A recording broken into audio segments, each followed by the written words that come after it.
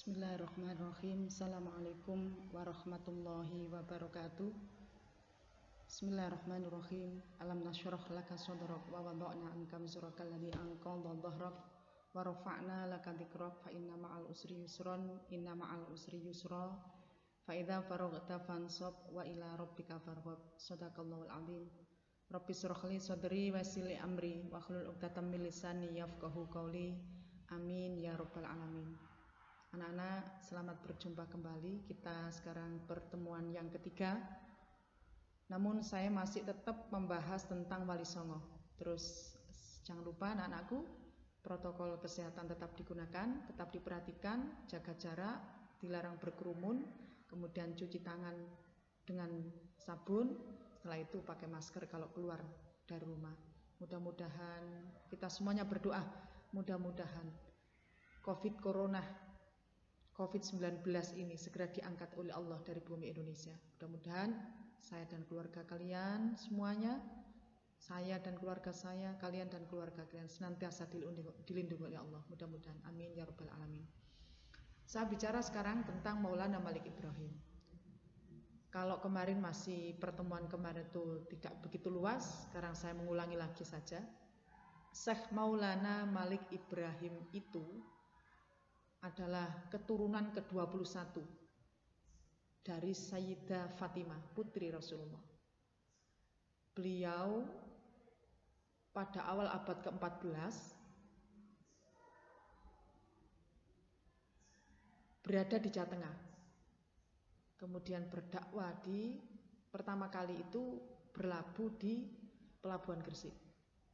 Syekh Maulana Malik Ibrahim, makamnya bisa kita lihat bahwa di Gresik, kalau sampean ke Gresik jangan kemudian ke pasar atau ke Ramayana atau ke mall atau ikon mall saja, tapi sampean berdoa di makam Maulana Malik Ibrahim, merupakan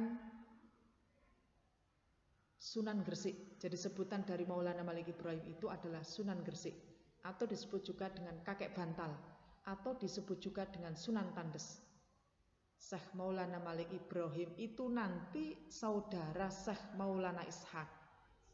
Ada yang mengatakan bahwa Syekh Maulana Malik Ibrahim nanti memiliki putra Sunan Ampel. Maulana Ishaq, saudara Maulana Malik Ibrahim, mempunyai putra Sunan Giri. Jadi Maulana Malik Ibrahim dengan Maulana Ishaq itu saudara. Sunan Ampel dengan Syekh Sunan Ampel dengan Syekh Maulana Ainul Yakin atau Sunan Giri itu adalah sepupu. Beliau datang ke Pulau Jawa pada awalnya ingin mengislamkan Raja Majapahit. Tapi ternyata tengah-tengah perjalanan terdapat penyakit, ada wabah penyakit, kok sekarang wabah virus corona. Kalau dulu ya wabah penyakit, sehingga Syekh Maulana Malik Ibrahim beserta dengan teman-teman yang lain banyak yang wafat. Akhirnya beliau pertama kali itu berdakwah di anak-anak, di Leran, tempatnya makam Siti Fatimah binti Maimun. Di sana yang banyak diajarkan oleh Maulana Malik Ibrahim itu adalah kalau pagi diajarkan bercocok tanam, kemudian kalau malam ngaji bersama. Beliau juga mendirikan kedai, jadi warung. Kalau sekarang begitu ya bisa dibilang warung kopi, tapi sambil berdagang beliau menyebarkan agama Islam. Berikutnya Sunan Giri.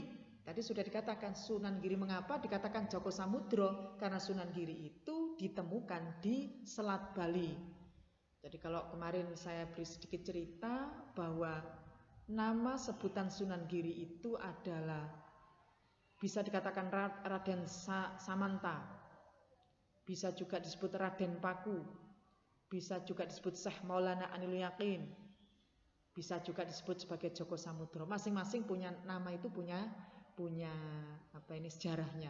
Dikatakan Syekh Maulana Ainul Yakin karena beliau itu ketika bersama dengan Sunan Derajat untuk melaksanakan ibadah haji ke Tanah Haram, singgah di Samudra Pasai, ketika mempelajari ilmu laduni beliau berhasil mempelajari ilmu laduni. Ilmu laduni itu kayak dibacok gak tedas, diobong gak makan. udan gak kaudanan. Itu Sunan Giri, dan Sunan Giri ini juga terkenal waskito, anak-anak sakti Mandraguna, ya. Kemudian dikatakan sebagai Joko Samudro karena beliau pernah dibuang oleh neneknya Raja Belambangan itu ke Selat Madura, ditemukan oleh Nyai Ageng Pinate. Nyai Ageng Pinate itu seorang saudagar kaya dari Gresik. Kemudian oleh Nyai Ageng Pinate, bayi itu dinamakan Joko Samudro. Karena laki-laki maka dinamakan Joko, karena ditemukan di laut maka dikatakan Joko Samudro. Ya, demikian. Sunan Giri ini juga pernah menjadi raja di Giri Kedaton. Kalau sampean ke Bumas, sampean ke Sunan Giri, sampean naik di Bukit Giri. Giri itu kan bahasa Jawa yang artinya gunung. Jadi pernah di kerajaan Giri Kedaton itu berdiri selama 200 tahun, yang termasuk rajanya adalah Sunan Giri. Kemudian mendirikan pondok pesantren. Yang sering kita lihat itu, yang sering kita dengar itu lagu ilir-ilir. Jadi lir ilir tandure wis semilir ta ijo royo royo. Itu maknanya dalam sekali, anak-anak. Nanti sampean bisa bertanya jawab lewat WA group, ya. Bisa. Kemudian para mendirikan pondok pesantren, santrinya bisa dari berbagai pulau. Di antaranya adalah bahwa para santri pesantren Giri juga dikenal sebagai penyebar agama Islam yang gigih, seperti Datuk Ribandang dan 2 sahabat muridnya Sunan Giri itu berasal dari Minangkabau. Ya. Kemudian para santri pesantren Giri itu juga dikenal sebagai penyebar Islam yang gigih yang dilakukan di berbagai pulau. Jadi bisa dikatakan bahwa muridnya Sunan Giri itu juga penyebar agama Islam. Sunan Ampel atau Raden Ar-Rahmat. Sunan Ampel itu putra tertua dari Maulana Malik Ibrahim. Lahir di Campa 1401. Menurut Babatan Najawi, silsilah Sunan Kudus, di masa kecilnya Sunan Ampel namanya Raden Rahmat.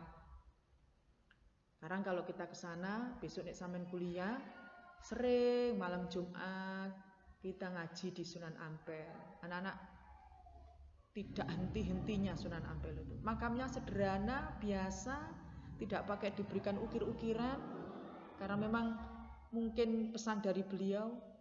Jadi merakyat sekali Sunan Ampel ini. Menurut riwayat lain dikatakan bahwa ia adalah putra pernikahan Ibrahim Zainuddin Al-Akbar dengan seorang putri Campa yang bernama Dewi Condrowulan.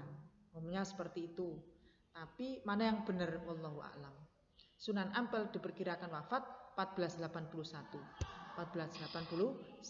Inilah silsilah Sunan Ampel. Sunan Ampel menikah dengan mempunyai 2 orang istri, yaitu yang pertama Dewi Condrowati. Dari Dewi Condrowati itu lahirlah Sunan Bonang, Siti Syariah, Sunan Derajat, Sunan Sedayu, Siti Mutmainnah, dan Siti Hafsah.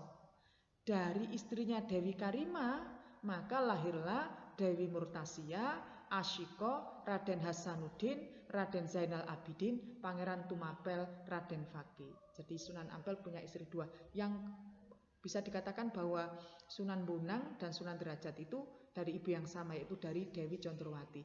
Dan nanti Dewi Murtasia akan dinikahkan dengan Sunan Giri.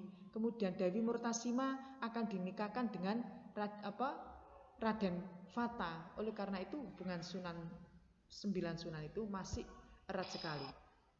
Sunan Bonang, putra Sunan Ampel, cucu Maulana Malik Ibrahim.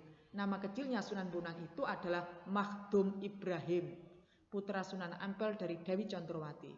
Sunan Bonang ini juga dalam mengenalkan syiar Islam itu, Sunan Bonang itu lebih menggunakan media, jadi seni budaya. Sunan Bonang itu terkenal dengan, mengapa dikatakan bonang? Karena bonang itu kan alat musik. Nang kalau ditabuk bunyinya neng Sunan Bonang. Kemudian juga menggunakan media wayang, yang memang kita tahu anak-anakku bahwa jauh sebelum Islam datang itu masyarakat pribumi atau rakyat pribumi sudah mengenal Hindu Buddha, yang ternyata ada kesamaan Hindu Buddha itu dengan animisme dan dinamisme. Kemudian wayang menjadi seni budaya yang digandrungi. Oleh karena itu para wali di dalam berdakwah juga mengadopsi supaya mudah diterima, maka wayang dijadikan sebagai media untuk berdakwah.